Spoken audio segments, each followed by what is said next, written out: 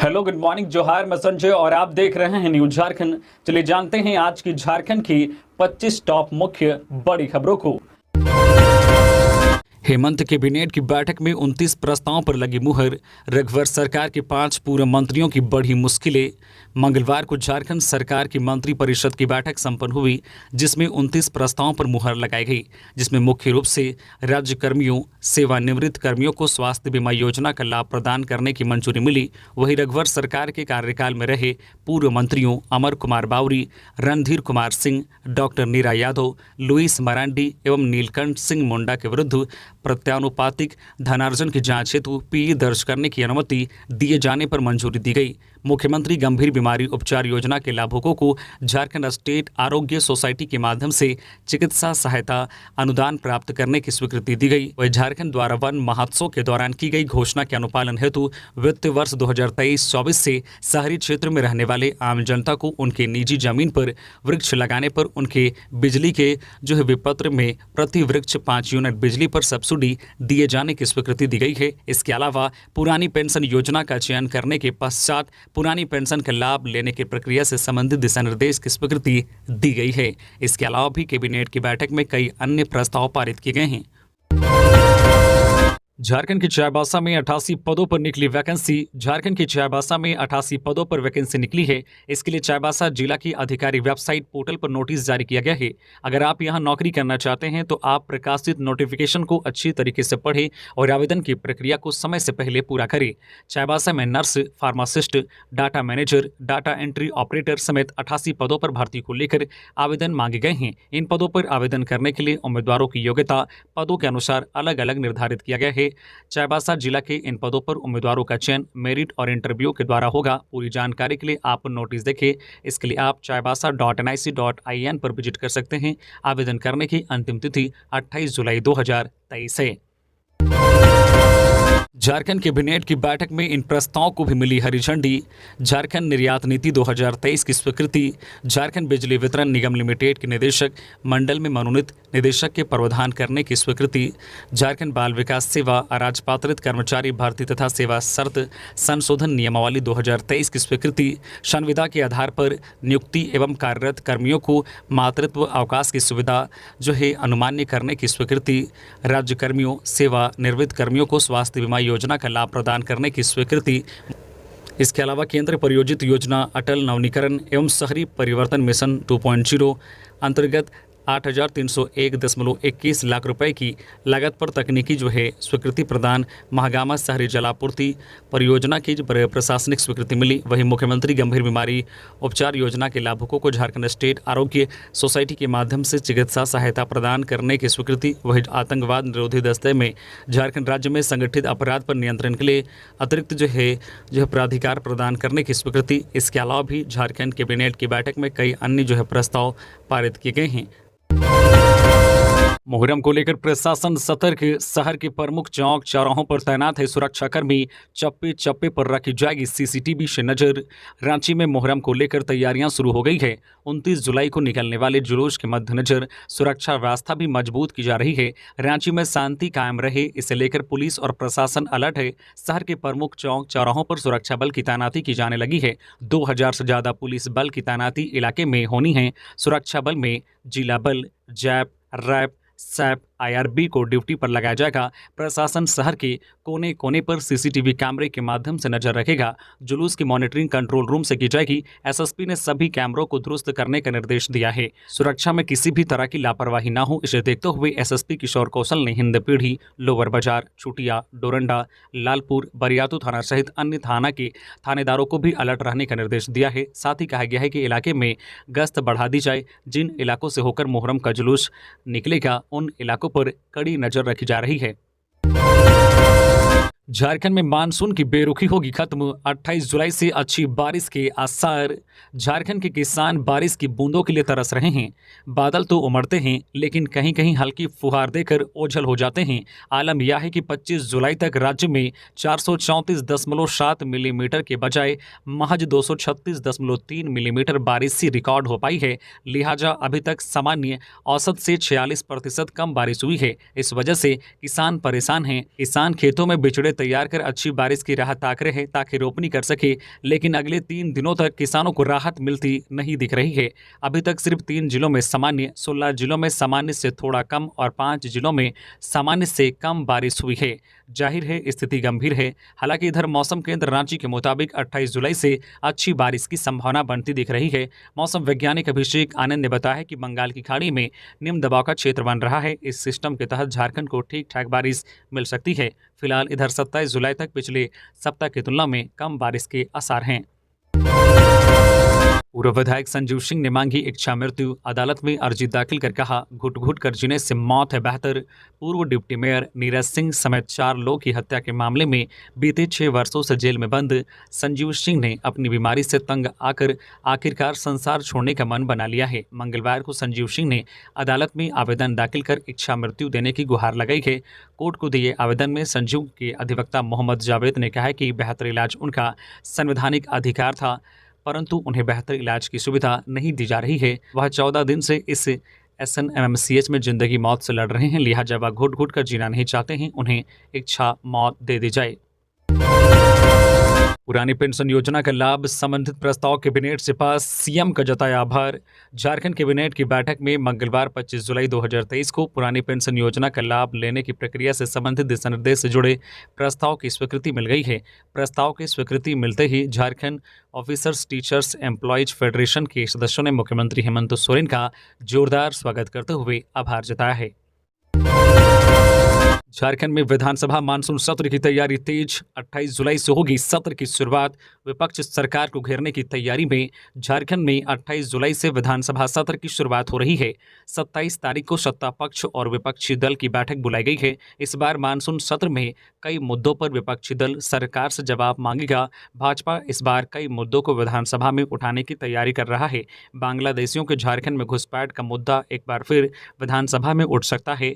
विपक्ष के सवालों से निपटने के लिए सत्ता पक्ष के विधायक दल की बैठक 27 जुलाई को मुख्यमंत्री आवास में बुलाई गई है। इस बैठक में विपक्ष के सवालों से निपटने की रणनीति बनेगी।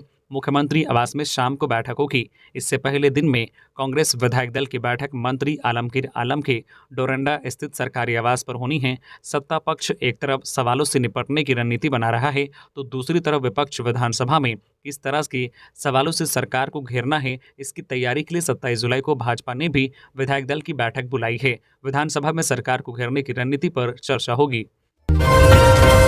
शिक्षक ने छात्राओं के साथ की अश्लील हरकत, विरोध में ग्रामीणों ने किया थाना घेराव। अभी साहिबगंज जिले के बरहेट में एक सरकारी स्कूल में शिक्षक द्वारा छात्रा के साथ छेड़खानी का मामला शांत भी नहीं हुआ था कि एक और मामला रांची के पिठोरिया से आया है।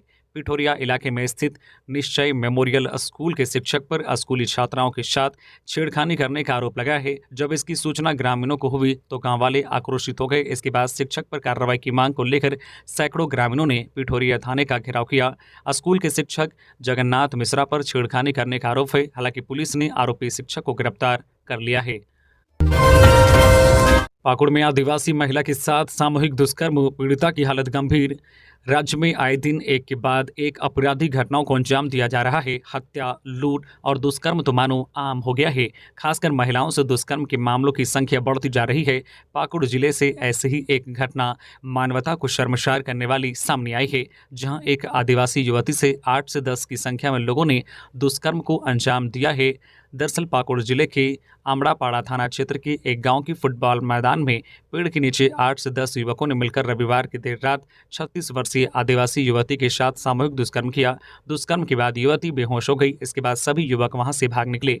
दुष्कर्म के समय पीड़िता का मोबाइल छीन लिया गया। सोमवार की सुबह होश आने के बाद युवती जो है पाडेर कोला चौक पहुंची। घटना के बाद जो है पीड़िता ने कुछ लोगों को घटना की जानकारी दी, जिसके बाद ग्रामीणों ने पुलिस को घटना की सूचना दी। घटना की जानकारी मिलते ही पुलिस घटनास्थल पर पहुंचकर मामले की जांच कर रही है। साथ ही घटना को अंजाम देने वाले आरोपियों की तलाश कर जल्द से जल्द उन्हें हिरासत में लिया जाएगा। अब झारखंड के स्कूली बच्चे पढ़ेंगे दिसोम गुरु शिबू सोरेन की जीवन गाथा। कैबिनेट ने 3 किताब खरीदने की दी मंजूरी। झारखंड के सरकारी स्कूलों में पढ़ने वाले बच्चे अब दिसोम गुरु शिबू सोरेन की जीवन गाथा को भी जानेंगे।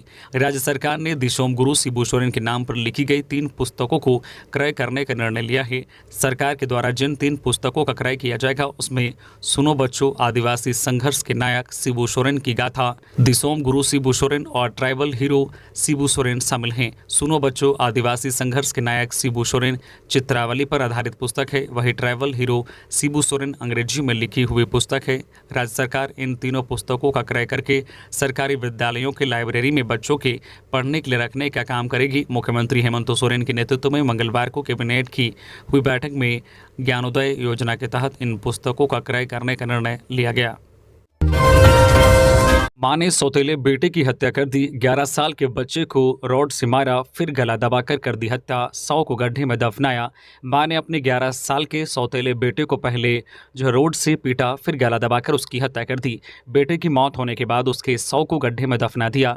आरोपी मां को गिरफ्तार कर लिया गया है। घटना पलामू के छतरपुर थाना क्षेत्र के मनोहो गाँव की है। पुलिस ने 100 को कब्जे में लेकर पोस्टमार्टम के लिए भेज दिया है। मां ने गिरफ्तारी के बाद अपना जुर्म भी कबूल कर लिया है। घटना सोमवार रात की बताई जा रही है। घटना के संबंध में मिली जानकारी के अनुसार मनोहू गांव निवासी लालमोहन यादव की पहली पत्नी की मौत करीब 10 वर्ष पूर्व सांप काटने से हो गई थी। पहली पत्नी से 2 लड़के थे, जिसमें मृतक विवेक बड़ा था। रांची में ट्रैफिक नियम तोड़ा तो जल्द पहुंचेगा चालान। 1 महीने में 50,000 लोगों ने नहीं पहना हेलमेट, 1500 लोग की रफ्तार रही तेज। रांची में अगर आप ट्रैफिक नियम तोड़ रहे हैं और आपको यह लगता है कि आप तब तक नहीं पकड़े जाएंगे जब तक कोई ट्रैफिक पुलिस वाला आपको पकड़ता नहीं है, तो आप गलत हैं। चौक चौराहों पर लगे CCTV कैमरे की नज़र आप पर है। अगर आपने भी 1 महीने के भीतर नियम तोड़े हैं तो तैयार रहिए, संभव है कि चालान आपके पास पहुंचने ही वाला होगा।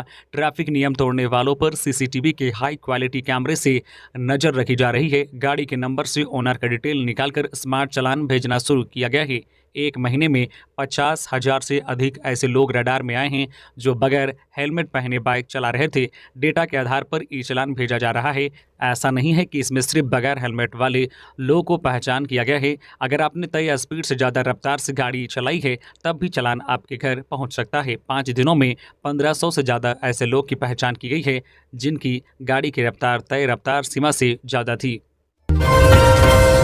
हाईकोर्ट ने पत्रिका प्रकाशन घोटाला मामले में सरयू राय के खिलाफ FIR दर्ज करने की दी अनुमति। झारखंड हाईकोर्ट में मंगलवार को विधायक सरयू राय के खिलाफ दायर याचिका पर सुनवाई हुई। खाद्य आपूर्ति मंत्री रहते सरयू राय ने आहार पत्रिका के प्रकाशन के नाम पर बड़े पैमाने पर वित्तीय अनियमितता की है। मामला खाद्य आपूर्ति मंत्री पद पर रहते हुए सरयू राय पर भ्रष्टाचार के लगे आरोप का है, जिसको लेकर प्रार्थी विनय कुमार सिंह की ओर से झारखंड हाईकोर्ट में याचिका दाखिल की गई थी। मंगलवार को सुनवाई के बाद कोर्ट ने मामले को निष्पादित कर दिया।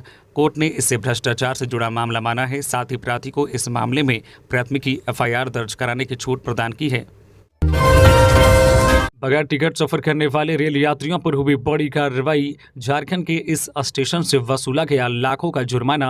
बिना टिकट सफर करने वालों के खिलाफ बड़ी कार्रवाई की गई है। दरअसल टाटानगर जंक्शन पर टिकट जांच को लेकर सघन अभियान चलाया गया, जिसमें सैकड़ों यात्रियों पर कार्रवाई की गई है जो बगैर टिकट या सामान्य श्रेणी के टिकट पर रिजर्वेशन बोगियों में सफर कर रहे थे। टाटानगर रेल उप मुख्य वाणिज्य प्रबंधक अर्जुन मुजुमदार के नेतृत्व में यह अभियान चलाया गया। बता दें कि इस दौरान रेल यात्रियों से लगभग 2 लाख जुर्माने की राशि वसूले गए हैं। कुल 350 यात्रियों पर जुर्माना किया गया है, जिसमें 125 ऐसे थे जो सामान्य श्रेणी का टिकट लेकर रिजर्वेशन बोगी में सफर करते हुए पकड़े गए हैं। वहीं 225 यात्री बिना टिकट लिए सफर करते हुए पाए गए हैं। झारखंड में 14 IAS का तबादला। झारखंड में बड़े पैमाने पर IAS अधिकारियों का तबादला किया गया है। कुल 14 IAS का तबादला हुआ है। कार्मिक प्रशासनिक सुधार तथा राज्य भाषा विभाग ने अधिसूचना जारी की है।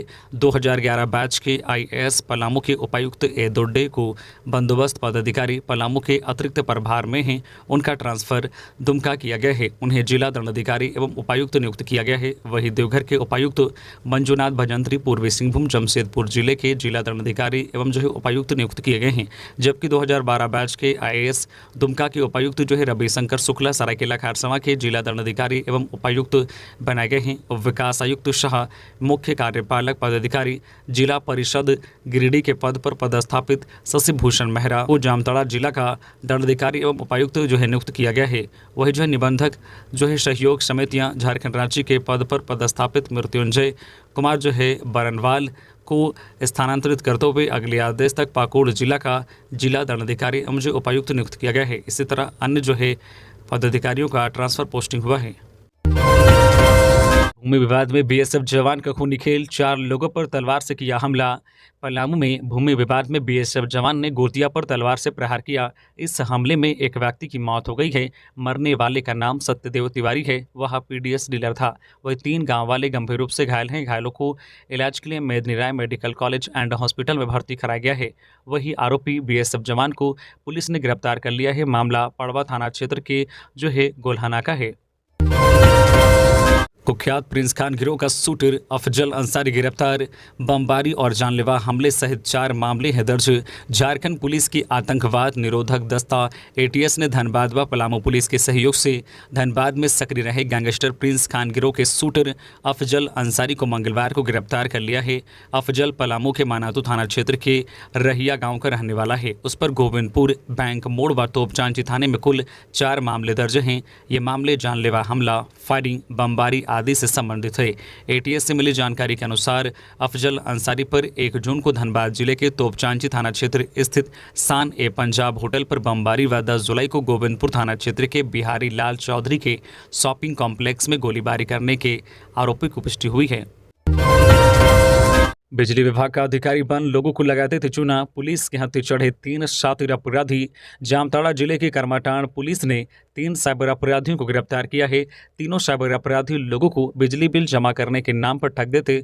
लोगों को फोन पर कहते थे कि वह बिजली विभाग के अधिकारी बोल रहे हैं, उनका बिजली बिल जमा नहीं हुआ है, इस वजह से जल्द ही लाइन कट सकता है। ऐसे में वह सामने वाले को quick support app AnyDesk app download करवाते थे और जो है खाते से पैसे उड़ा लिया करते थे। राज्यपाल की बांग्लादेशी घुसपैठ बयान पर बोले सुप्रियो, मॉब लिंचिंग बिल दोबारा लाने पर भाजपा के लिए बना रहे हैं मुद्दा।